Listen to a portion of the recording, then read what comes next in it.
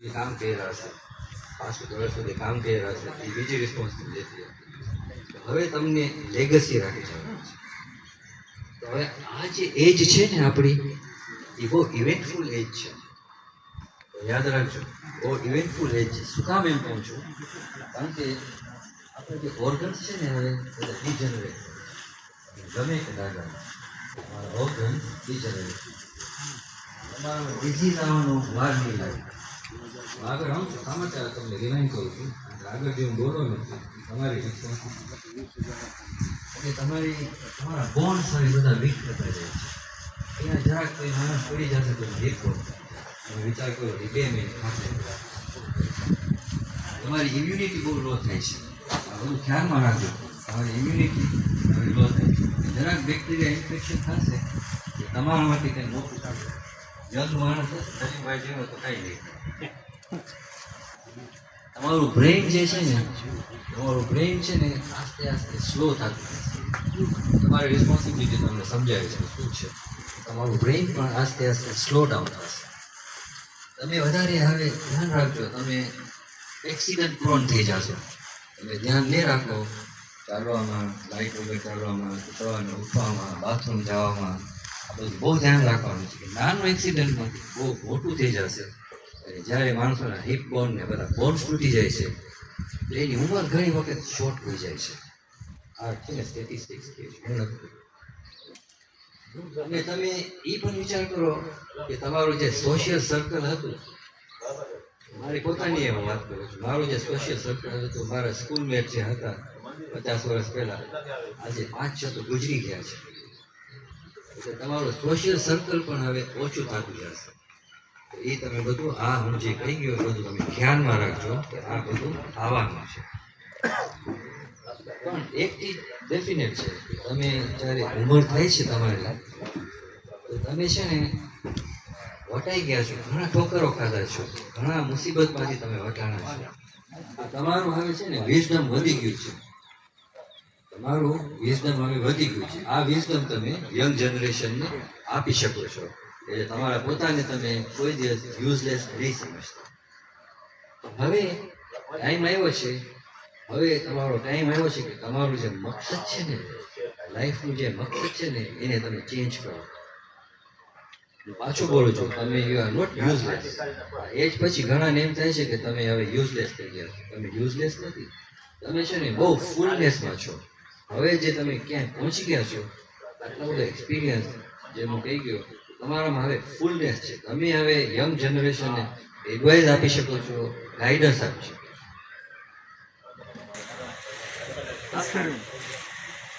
We'll do some,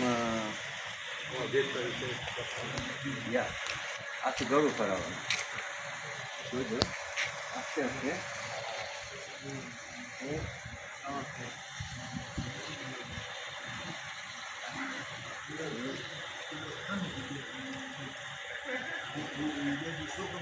ત્રણ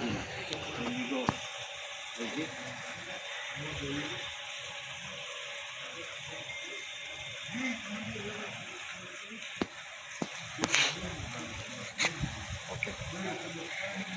હવે જોજો હાથ સીધા રાખજો. હવે આખું આમ જવાનું છે, મને જોજો પછી કરજો. 1 2 3 4 5.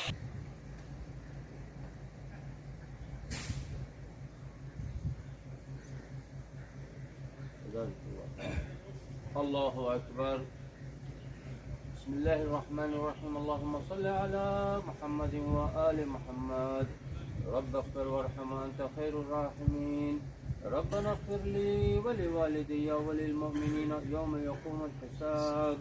رب ارحمهما كما ربياني صغيرا. اجزهما بالإحسان إحسانا وبالسيئات عفوا وغفرانا. ربنا آتنا في الدنيا حسنة وفي الآخرة حسنة وقنا عذاب النار. وصلي اللهم على محمد وآله الأطهار. الله أكبر. سبحان ربي العظيم وبحمده. رب صل على محمد وآل محمد. سمع الله لمن حمده. الله أكبر.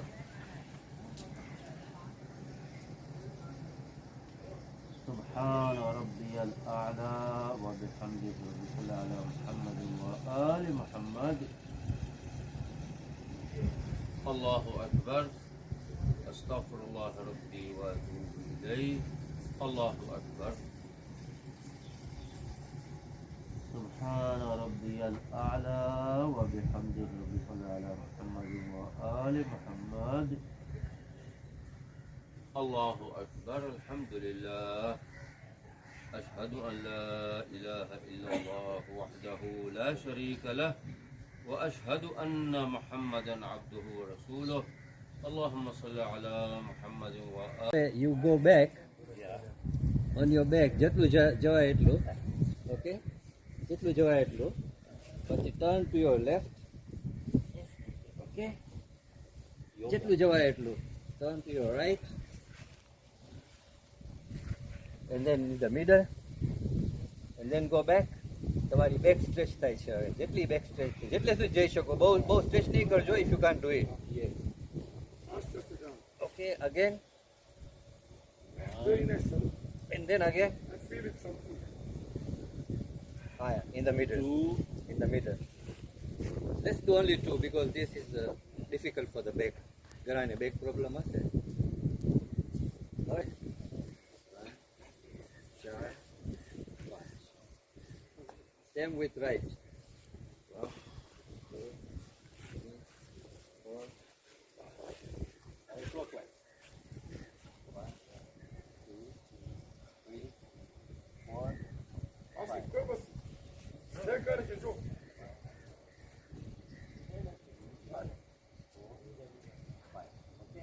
હવે તમારા આ એક્સરસાઇઝ કરો. કીધું એક એક બોડી તમારી સ્ટ્રેચ થઈ જાય. હવે આમ કરો, 1, 2, 3, 4,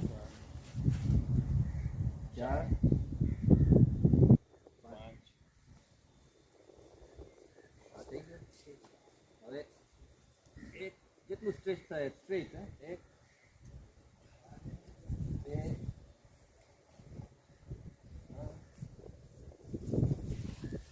4, 5. ઓકે, હવે આમ કરજો. પેલા આપણે ક્લોકવાઇઝ કરશું, ક્લોકવાઇઝ કરશો. 1, 2, 3, 4, 5. Anti clockwise. 1, 2,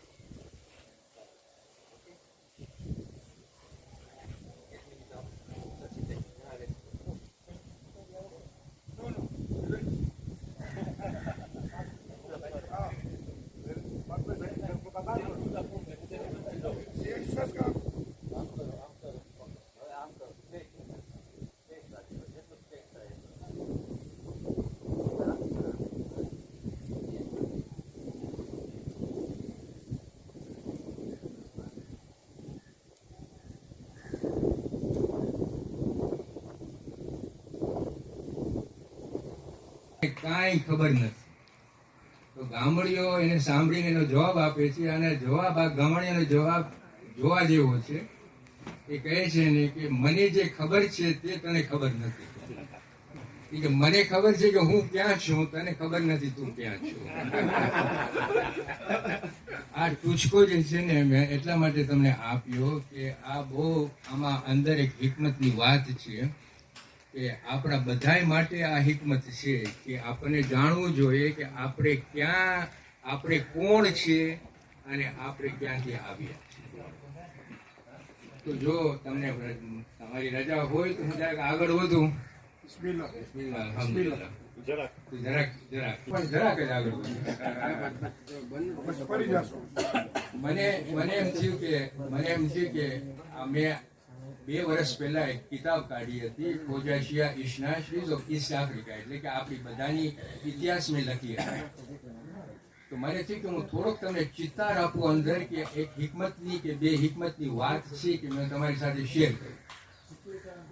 તો પેલી વસ્તુ તમારે આ કહેવાની છે કે જે આ ઉજવણી થઈ 100 વર્ષની આપણી દાર ઇસ્લામ જમાતની, તો એ ઉજવણીમાં આપણને જાણવા એ મળ્યું કે આ એક એવોલ્યુશન જે હતું દાર ઇસ્લામ જમાતની 100 વર્ષનું, એમાં આપણે જોઈ શક્યા કે આપણી કોમ, દાર ઇસ્લામની કોમ કેટલી કોમ્પ્લેક્સ થઈ ગઈ છે હમણાં, કે જે 1908માં જે આપણે બધા, આપણી હિસ્ટ્રી લગભગ 116 વર્ષની છે, અથવા અત્યારે આપણે કહી શકીએ 128 વર્ષની છે, પણ આપણે 100 વર્ષની ઉજવણી એ માટે કરી હતી કે દાર ઇસ્લામની જમાતની 100 વર્ષની છે. પણ કોમની હિસ્ટ્રી લગભગ દાર ઇસ્લામ કોમની હિસ્ટ્રી 128 કે 116 વર્ષની આપણે કહી શકીએ.